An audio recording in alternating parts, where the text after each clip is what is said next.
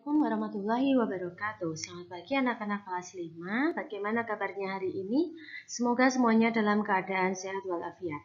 Hari ini kita akan belajar tema 9, subtema 2, pembelajaran 1. Iklan media elektronik.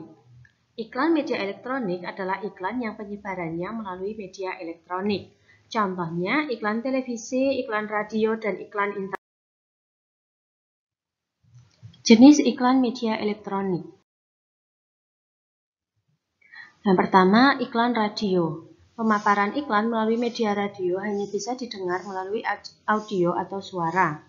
Kelebihan iklan radio yaitu biaya relatif murah, dapat diterima siapa saja, dapat menjangkau wilayah yang luas. Sedangkan kelemahannya, waktu terbatas dan tidak dapat menampilkan gambar. Selanjutnya, iklan televisi. Iklan televisi memiliki visualisasi yang sangat menarik dengan menampilkan kombinasi dari suara, gambar, dan gerak. Iklan televisi memiliki karakteristik audiovisual. Kelebihan iklan televisi yaitu dapat menjangkau wilayah yang sangat luas. Sedangkan kekurangannya, proses produksi lama membuat biaya produksi menjadi mahal. Kemudian ada iklan internet. Iklan internet adalah iklan yang memanfaatkan media internet untuk memberi informasi kepada masyarakat. Iklan internet sangat beragam. Ada yang hanya bisa didengar, ada juga yang dapat dilihat sekaligus didengar. Untuk kelebihan iklan internet yaitu biaya relatif murah dan dapat menjangkau wilayah yang sangat luas. Sedangkan untuk kekurangannya, tingkat persaingan sangat banyak. Bagi pemula, biasanya mengalami kendala dalam memasarkan produk. Berikut adalah contoh iklan elektronik. Lay's, dari kentang asli pilihan, bikin hidup kamu lebih berasa.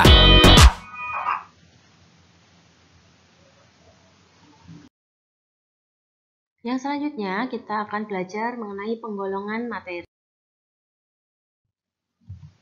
Nah, materi itu dibagi menjadi dua, ada zat tunggal dan campuran. Untuk zat tunggal itu juga terdiri dari unsur dan senyawa. Kemarin kita juga sudah belajar mengenai hal ini ya.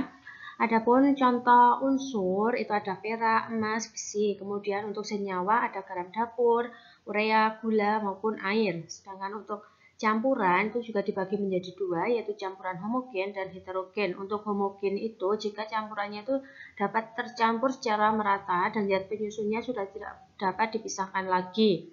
Contohnya campuran air garam, campuran air gula, dan sirup. Kemudian untuk campuran heterogen itu yang masih dapat kita pisahkan zat penyusunnya. Contohnya air dan pasir, kemudian air dan minyak, es dawet maupun adonan kue. Sekarang kita bahas kembali mengenai zat tunggal. Zat tunggal adalah zat yang komponen penyusunnya hanya satu zat atau materi. Zat tunggal itu terdiri dari unsur dan senyawa. Unsur itu zat tunggal yang tidak dapat diuraikan secara kimia. Kemudian untuk senyawa, itu zat tunggal yang terdiri dari beberapa unsur. Kemudian ada zat campuran. Zat campuran adalah zat yang memiliki komponen penyusun yang terdiri dari dua atau lebih zat atau materi. Zat campuran terdiri dari campuran homogen dan campuran heterogen. Untuk campuran homogen terdiri dari dua materi yang menyatu sempurna atau secara merata, sedangkan campuran heterogen terdiri dari dua materi berbeda yang tidak dapat menyatu secara sempurna.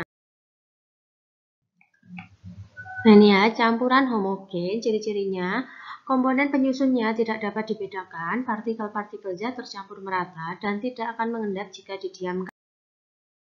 Kemudian, untuk ciri-ciri campuran heterogen, komponen penyusunnya masih dapat dibedakan, percampuran partikelnya tidak merata, dan larutan akan mengendap jika didiamkan.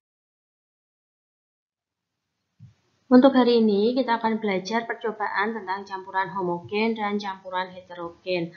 Adapun alat dan bahan yang harus kalian siapkan, yaitu 4 buah gelas atau wadah bening, 4 buah sendok, air, minyak goreng, garam dapur, tanah, dan pewarna makanan.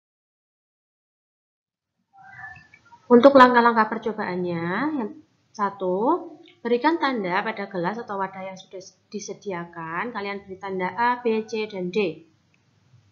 Kemudian masukkan air ke dalam gelas atau wadah A, kemudian masukkan 1 sendok minyak goreng ke dalam gelas atau wadah A, aduk dan diamkan beberapa saat. Kemudian yang ketiga, masukkan air ke dalam gelas atau wadah B, kemudian masukkan 1 sendok garam dapur ke dalam gelas atau wadah B, aduk dan diamkan beberapa saat. Yang keempat, masukkan air ke dalam gelas atau wadah C, kemudian masukkan 1 sendok tanah ke dalam gelas atau wadah C, aduk dan diamkan beberapa saat. Untuk langkah yang kelima, masukkan air ke dalam gelas atau wadah D, kemudian masukkan pewarna makanan secukupnya ke dalam gelas atau wadah D, aduk dan diamkan beberapa saat. Kemudian yang keenam, bandingkan hasil percobaanmu tentang perbedaan larutan pada semua gelas atau wadah. Nah, untuk laporan percobaan ini akan dikirimkan formatnya. Silakan kalian isi hasil pengamatannya serta kesimpulannya ya. Nah, cukup sekian materi pembelajaran kita hari ini. Terima kasih. Wassalamualaikum warahmatullahi wabarakatuh.